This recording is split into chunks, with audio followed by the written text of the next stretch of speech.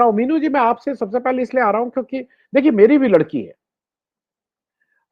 मेरी लड़की है, मेरी बहन है, मेरी बीवी है, मेरी माँ है, ये सब।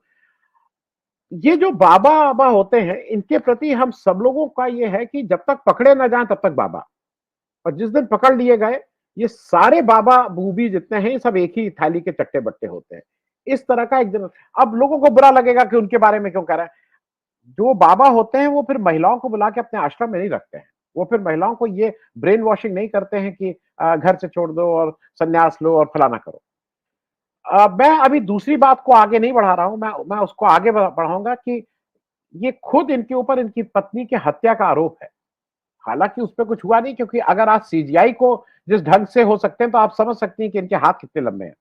Meenu ji, prima facie chief justice of India Chandrachud साहब इसमें इंटरवीन जिस तरह से किए हैं, आपको नहीं लग रहा था कि जब ये बाकी लोगों को ज्ञान देते हैं कि नहीं, नहीं जाइए हाई कोर्ट पे बात करिए, जब अभिषेक बनर्जी आता है कलकत्ता से या कोई भी आता है, जब एक एक एक ट्रायल कोर्ट की एक जज आपकी बात को कहते हुए कहती है कि भाई मैं ये इसलिए इनको बेल दे रही हूँ अरविंद केजरीवाल को क्योंकि हमारे चीफ जस्टिस ऑफ इंडिया ने कहा था कि ट्रायल स्टेज पे अगर लगता है बेल देनी चाहिए, आपका नाम लेके कह रहे हो, आप उसको कोई प्रोटेक्शन नहीं देते।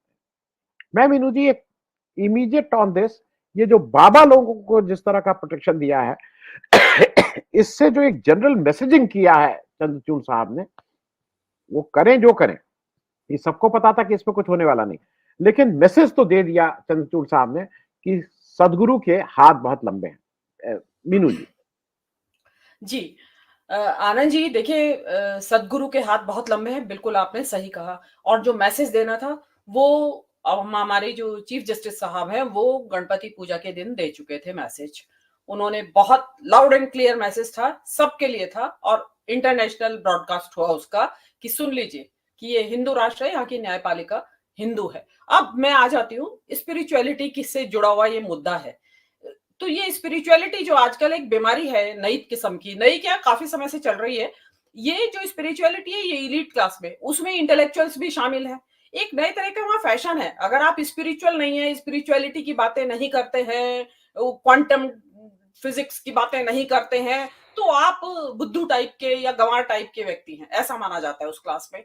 तो आप ये जो जग्गी वासुदेव है, ये इस तरीके के जो लोग हैं, वो स्पिरिचुअलिटी के आड़ में धर्म का धंधा कर रहे हैं ना। ऊपर से तो बताते हैं कि हम बड़े स्पिरिचुअल हैं, लेकिन अंदर धंधा जो चल रहा है वो धर्म का है। आप अंदर जरा सा खोदेंगे तो आपको वहां 112 फीट ऊंचे शिव की प्रतिमा भी मिलेगी, जिसका उद्घाटन मोदी जी खुद करने गए थे। काले पाषाण की वो एक बहुत बड़ा एक भव्य टाइप का प्रतिमा इन्होंने 2017 में आई गेस सो बनाई थी। तो वो मोदी जी उसका उद्घाटन करने गए थे। अगर मोदी जी जिस व्यक्ति के आश्रम में, ईशा फाउंडेशन उसका नाम है, जिसका उद्घाटन करने जा रहे हैं, और वही मोदी जी गणपति पूजा में सीजेआई के यहाँ जा रहे हैं, तो आपको कनेक्शन, हमको क्या, किसी को भी, दर्शक जो बिल्कुल जो इसको अगर नॉलेज भी नहीं होगा इस सारे कांड की, वो भी समझ जाएगा कि क्या कनेक्शन है चीफ जस्टिस मोदी और जग्गी वासुदेव का, जिसकी वजह से इतनी, मतलब इतने इंपॉर्टेंट मैसेज, इतने इंपॉर्टेंट केसेस जिसमें कि जग कश्मीर का 370 का जो पिटिशन थी, उसको तो 1 साल तक सुनने का मौका नहीं मिला जस्टिस साहब को। और जग्गी वासुदेव साहब के घर में वहां पुलिस चली गई, तो वो इतना इंपॉर्टेंट केस है कि साहब ने खुद अपने यहाँ मंगवा ली फाइलें।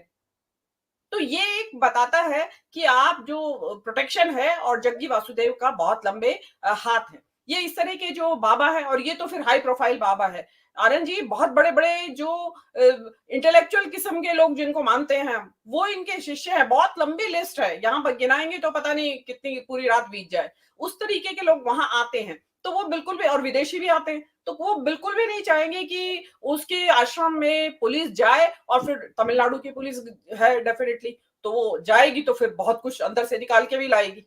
तो वो सारे रहस्य है, क्योंकि इसके साथ साथ जो आपने बताया कि पत्नी की हत्या का आरोप है, इसके अलावा इन्होंने अपने ये जो ईशा फाउंडेशन है, इसका इन्होंने एक्सपेंशन किया था 1993 में आई गेस। तो उसमें इन्होंने आजू बाजू की ट्राइबल्स की जमीन मारी हुई है, वो इनके ऊपर बड़े भारी आरोप हैं, जिसको कि डिनाई कर देते हैं। और क्योंकि इनके साथ जो एक जो जो जो सत्ता प्रतिष्ठान कह दीजिए, और इस वक्त तो बाबाओं की चांदी है, कोई पैरोल पे छूट के आ रहे हैं, तो किसी के आश्रम में पुलिस नहीं घुस सकती, चाहे कुछ भी हो रहा हो। मैं एक चीज और बस कह के अपनी बात बंद करना चाहूंगी। जो ये महिलाएं वहां गई हैं, ये इनके आश्रम में, ईशा फाउंडेशन में, ठीक है, गई हैं, एडल्ट हैं, मानते हैं हम एडल्ट हैं। लेकिन क्या होता है कि वहाँ जो एक तरीके की आपका जो कहना ना कि उनको मेस्मराइज़ करना, उनको उनका ब्रेन वॉश करना, तो इस तरह का काम ये बाबा लोग बहुत करते हैं और महिलाओं के अंदर ये टेंडेंसी होती है फ़ैसिनेशन की, इन्फैचुएशन। मतलब मुझे लगता है कि हो सकता है दोनों बहनें इन्फैचुएटेड हों बाबा से। मैं मुझे ज़्यादा क्योंकि मैं महिलाओं में समझती हूँ इस चीज़ को। तो वो जो है महिलाओं का जो इस तरीके का बाबाओं के प्रति ऐसा जो समर्पण भाव आ जाता है कि पिता पिटिशन डाल रहे हैं और वो बाहर नहीं आना चाह रही हैं, तो उसमें एक इन्फेचुएशन की भी फीलिंग होती है। तो इतने 68-69 साल के बाबा के लिए इससे बढ़िया बात क्या हो सकती है कि महिलाओं ने मेरे लिए अपने परिवार से रिवोल्ट कर दिया। तो बाबा के लिए तो और बूस्टर डोज का काम करती है ये चीजें। जी। मीनू जी बहुत संक्षेप में, अब क्योंकि आज मुझे 6 बजे से पहले खत्म ही कर देना है। मैं सिर्फ एक चीज कह दूं, हमारे इसमें एक किसी दर्शक का कहना है कि मेरे इसमें भी आ गए हैं एक, और ठीक बात है भाई, सदगुरु का भी पक्ष, सदगुरु का पक्ष रखने वाले लोग आ गए हैं, लेकिन वो पक्ष रखने के बजाय वो उनको जो ट्रोलिंग की आदत है वो वही वाला ट्रोल करने लगते हैं। और इसमें ये भी मुझे बताया गया कि जो उनकी माँ थी जो रोती थी, अब आप मतलब जो भी महिला माँ रही है या माँ जैसा हृदय किसी के पास भी है, वो माँ के आंसू को भी फेक बता रहे हैं। वो कह रहे हैं कि ये सब फेक है और माँ का आंसू, एक 70-75 साल की महिला होगी, उसका उसका आंसू जो है वो कृत्रिम है। और एक और प्रश्न पूछा जा रहा है कि उस आश्रम में कितने गरीब और बेसहारा लोग रहते हैं, वहां क्यों केवल केवल एक समाज का जो अब जाते हैं, जो बहुत ही अपर मिडिल क्लास के, अपर मिडिल से भी ऊपर वाला जो क्लास है, वही वहां पे रहता है, उन्हीं का ब्रेन वॉश किया जाता है, उन्हीं को रोकने की कोशिश की जाती है। क्यों नहीं वहां पे हमारे उत्तर प्रदेश बहुत से जगहों से जो लोग बेसहारा हैं, वंचित हैं, नहीं है, उनको ले जाके क्यों नहीं रखते? वो 80 करोड़ जो जिनको चना और गेहूं बांटा जा रहा है, उसमें कुछ लोगों को अडॉप्ट करें जगह जगह बना के। विनू जी, माँ के आंसू पे जरा आपका एक बहुत संक्षेप में वक्त है।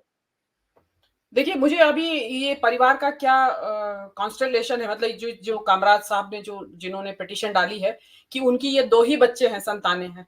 तो देखिए इसमें यहाँ पे माता-पिता के भरण-पोषण वाली बात भी आती है कि उनकी ज़िम्मेदारी है। आप अपनी आध्यात्मिकता या जो भी आपकी ये जग्गी के आड़ में आप उससे विमुख नहीं हो सकते। उसके बारे में सीजेआई की ज़िम्मेदारी है, उसके बारे में रूलिंग दे कि ऐसी स्थिति में माँ-बाप का क्या होगा? या तो स्टेट करेगा माँ-बाप का भरण-पोषण? उन जो भी कुछ ज़िम्मेदारियाँ हैं वो कौन उठाएगा? आप संतान हैं, संतान होने के नाते आपकी ज़िम्मेदारी है। मेरा ये सवाल एक और भी है इसके अलावा कि इतना सब कुछ कोर्ट में चला गया ईशा फाउंडेशन, जग्गी वासुदेव के ऊपर तरह-तरह के आरोप आ रहे हैं कि खाने में मिला के दे देते हैं कुछ और हिप्नोटाइज़ करते हैं, मेस्मराइज़ करते हैं, जो भी कुछ आ रहे हैं आरोप। तो जग्गी वासुदेव क्यों नहीं उन दोनों को कहते हैं कि भई आप बाहर जाइए, मेरे आश्रम को बदनामी हो रही है। वो क्यों उनको रोके हुए हैं, लड़कियों को दोनों को, स्त्रियां ही कहूंगी मैं, क्यों रोके हुए हैं वो ऐसा क्या उनको लालच है जो कि वो वहां उनको रोके हुए हैं? कोई भी धर्मगुरु होता वो बिल्कुल कहता कि नहीं, पहली ड्यूटी आपके माता पिता की है, पहले उनका आप इंतजाम करके आइए, उनकी देखरेख का, उनके मेंटेनेंस का वो इंतजाम करिए और तब आप मेरे पास आना। और ये मैं ये कहती हूँ किसी भी एक धर्म नहीं, ये सभी धर्मों में होनी चाहिए। और ये जो धंधा आप बता रहे हैं ना आनंद जी, जो आपने आज उठाया है, ये सभी धर्मों में हो रहा है। इस तरीके के साधु जो हैं, मैं नाम नहीं किसी एक धर्म का लेना चाहूंगी, इस तरीके के बड़े भारी गोरख धंधे चल रहे हैं जो कि बच्चों को बहला फुसलाकर दीक्षा दिलवा के और अपने साथ ले जाते हैं। आंदोलन चल रहे हैं समाजों के अंदर, वो आप सरफेस पे नहीं आते हैं। ये तो कामराज जो है, मिस्टर कामराज जो है, वो सरफेस पे आ गया, कोर्ट पहुंच गए। वो जो लोग कोर्ट पे नहीं पहुंचे हैं, वहां अंदर बहुत बड़े स्ट्रगल चल रहे हैं कि बच्चों को बहका के हमारे और दीक्षा दिलवा दी और हम देखते रह गए।